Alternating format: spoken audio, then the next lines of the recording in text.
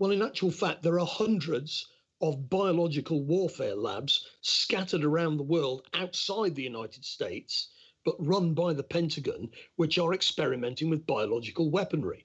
And they've used biological weaponry in Korea in the 1950s and in Cuba in the 1960s and 1970s. So the idea that these biolaboratories are dangerous is absolutely correct. They are. Now, the question is, did it come from that particular lab? And of course, the mainstream are saying, no, the evidence shows that it's a natural virus, although others are out there saying, no, it looks as if it might have been tampered with, or in any case, it might have been taken from the lab, even if it hadn't been tampered with, if you follow my logic. Now, obviously, the US government is looking now to pin the blame on China because they want to cancel all the debt that China owes, the national debt that China is holding. So they're going to try and use the courts, as they did against Argentina, to try and sue the Chinese government for losses in the US, which basically means you're going to a full-on trade war with the Chinese. I mean, Martin, what you're suggesting here is that the Americans have borrowed tremendous amounts of money from China, and they're going to use this, or you're suggesting that Trump wants to use this as an excuse not to pay them back. Yeah, I mean, basically the Chinese have been exporting to the US over the last 20, 30 years, and they've been paid in, they've recycled the money that they've earned into US treasuries, which basically props up the US government. But the US government could just turn around and say, we're not going to pay that. But of course, that will then have implications for the US dollar's role as the linchpin of an international financial system.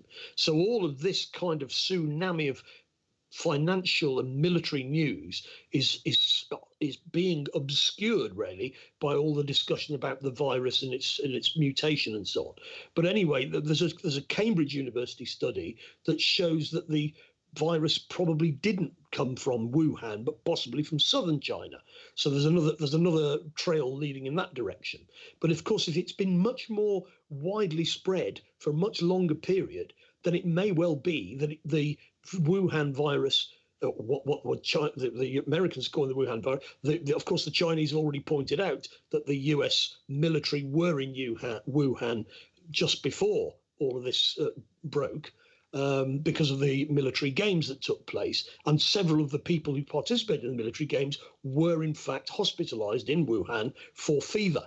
Now, all of this background then leads us further back to the possibility that Fort Detrick may have been the source of this, if it is a biolab virus, and that it's been spreading from the US into China and into the UK, and it was only when the Chinese picked up on it that suddenly it became recognized for what it was.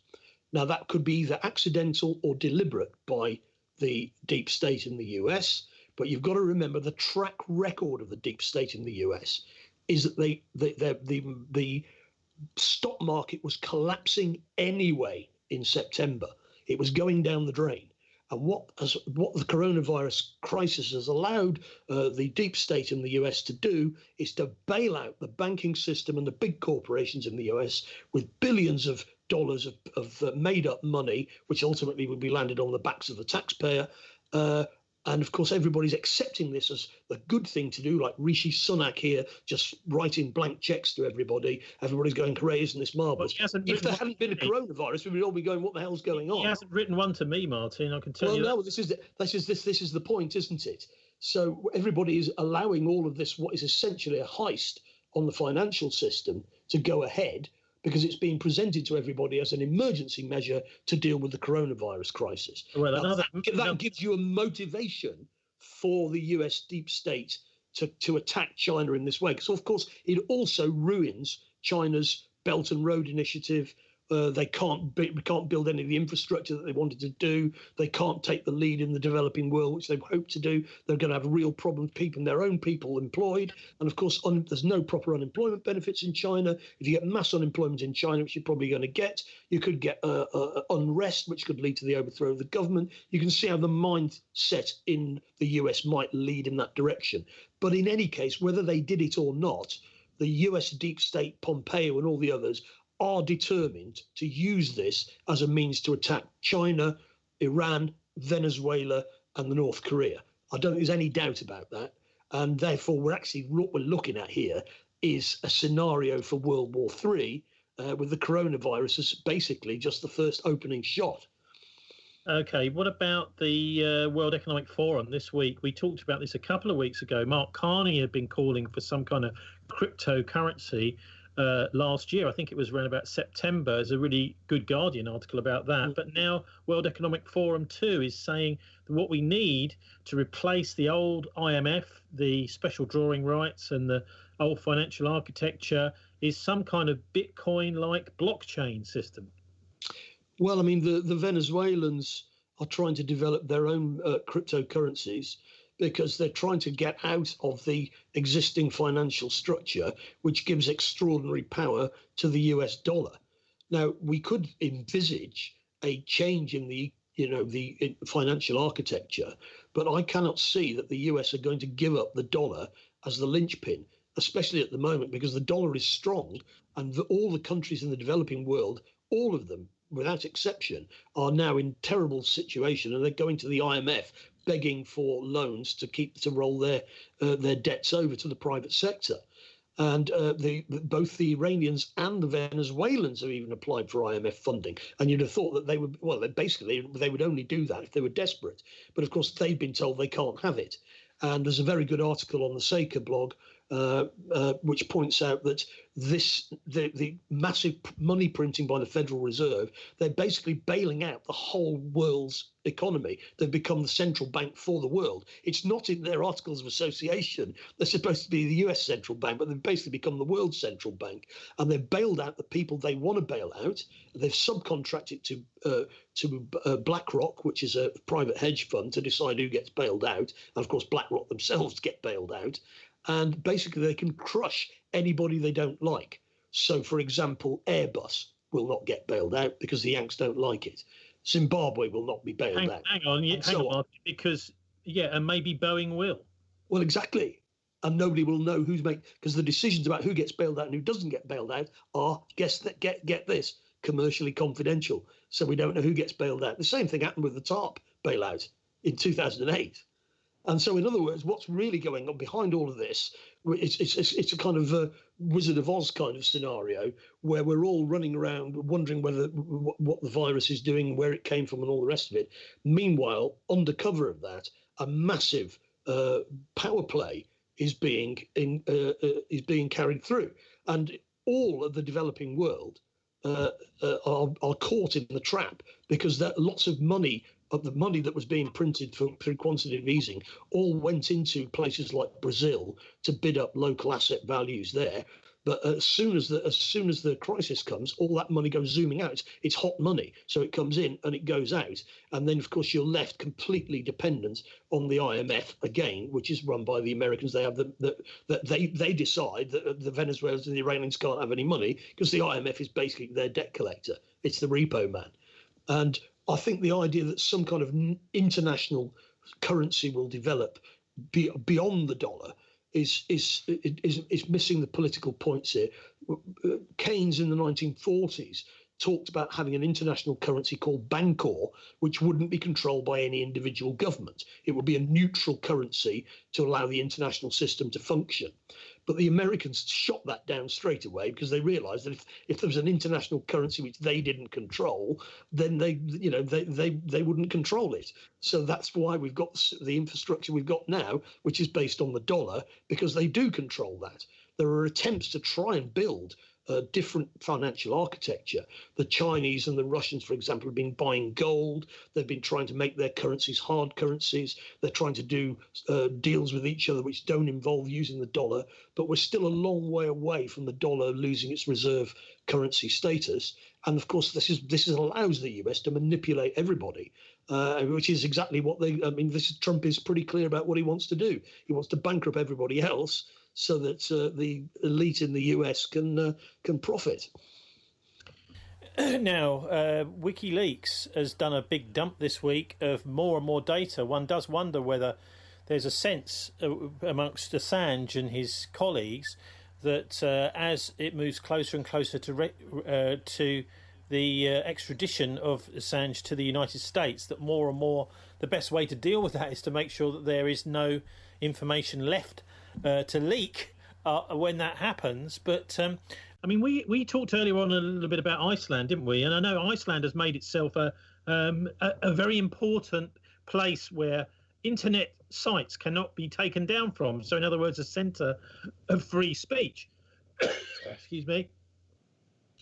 And as part of that, one of the biggest supporters of Assange and WikiLeaks has been the former ambassador of Uzbekistan, the author, the guy who basically lost his career because he refused to support torture that was going on in Uzbekistan, and the Foreign Office sacked him as a result. And his name is Craig Murray. Well, this week, Martin, he's been charged with contempt of court for his blogging around the case of Alex Salmond, the former leader of the Scottish National Party, First Minister of Scotland, who was wrongly charged with sexual abuse of some of the women around him. And really, Craig Murray was exposing the amount of effort that Police Scotland put into this prosecution, which was colossal, although actually, as it turned out, there were no witnesses prepared to come forward. Well, no witnesses were prepared to come forward and identify themselves, I understand. And of course, the lawyer for Alex Salmond has also got himself into trouble because he was basically making what are essentially, crude and offensive remarks about some of the accusers, and he's had to be, because that was recorded. He was on a train, so that's another spin-off from the whole thing. And of course, Alex Salmond went to court and basically got off. And of course, Craig Murray, being a solid supporter of Salmond, both of them Scottish nationalists, he's quite happy about the fact that Salmond's got off. And of course, Salmond's case is that the whole thing was political because people didn't like his politics. And I'm pretty, Well, they did also, Martin, they didn't like his RT programme either. Well, no, exactly. In other words, Alex Salmond has taken fairly robustly anti-neoliberal, anti-mainstream views. And therefore, he's been made a target. That's what Salmond thinks. So why would Police Scotland pursue a case, presumably backed also, of course, by Nicola Sturgeon, Alex Salmond's successor, that had so little evidence? Well, you'd have to ask them that. And what Craig Murray argues, and I think he's probably right, is that the establishment in this country manipulates the courts. We can see that clearly in the case of Assange, who hasn't committed any crime in English law, and yet is being held in solitary confinement in a high-security prison, even though he's not been charged with anything under British law. I mean, some people that say that if Assange is extradited, that's the end of the rule of law in Britain. Are they justified? Well, I mean, I think the fact that he's in prison at all suggests that there is no rule of law. There is no basis I can see in British law for this guy to be held. He hasn't committed any offences in Britain, and the offences he's accused of in the US are political offences. He's being accused of espionage against the US, but he's not a US citizen. So how can he be? He's an Australian citizen. Well, indeed. So therefore, the Espionage Act is directed at US citizens who betray their country. And it was used politically when it was first brought in the First World War to send Eugene V. Debs to prison, who was the socialist senator who opposed World War One, and he was sent. Anyway, the interesting thing about this prosecution of Craig Murray for contempt of court is that it's taken place after the trial of Alex Salmond. Well, contempt of court charges I've never heard of something taking place after a case. It's almost always when somebody says something that they believe could prejudice a trial, the police are straight onto it, and the person is charged with contempt of court whilst the trial is going on. But in this case, they seem to have waited until after the trial's finished. Well, yes, and therefore another irregularity. Why are they not following the usual procedure? And I think what Craig Murray would point out is this ties Craig Murray up. He's going to have to defend himself. He's going to need to find money. And this is why they do it. They're harassing him, basically, because of his political views and the support he's tried to give to Julian Assange, who's clearly a political prisoner. Let's have a look now at the banning in Germany of Hezbollah, because this seems to me quite an important and interesting, hardly talked about in the British press at all. I just picked it up on a World Service bulletin. But Hezbollah is actually quite, I mean, it's the most popular political movement, I believe, in Lebanon. And whilst this is all going on, there are lots of protests going on in Beirut and Lebanon, which threaten to possibly bring the government down. So this does look as if there may be a kind of regime change operation in the background here, since Germany is banning the main political movement in Lebanon, and also, of course, it is also an armed movement too, and also you've got these protests going on too simultaneously. Well, I think that the Israelis, who are probably behind this manoeuvre in Germany, with the support of the Americans, of course, and no doubt the British humming and hawing in the corner, they want a war with Iran. That's what they've been saying all along. And that's what people need to realise. They want a war with Iran. And the question, the ordinary people who are listening to this in this country have got to decide, do you want a war with Iran? Because that's what they want. But isn't Hezbollah a terrorist? Isn't Hezbollah, although it's very popular, isn't it a terrorist organisation? Well, isn't the people trying to overthrow the government of a democratically elected government of Syria? Are they a terrorist organisation? Oh, no, they're freedom fighters. Hezbollah is part of the Lebanese government.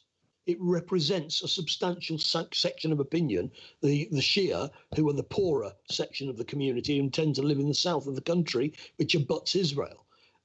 They are part of the government.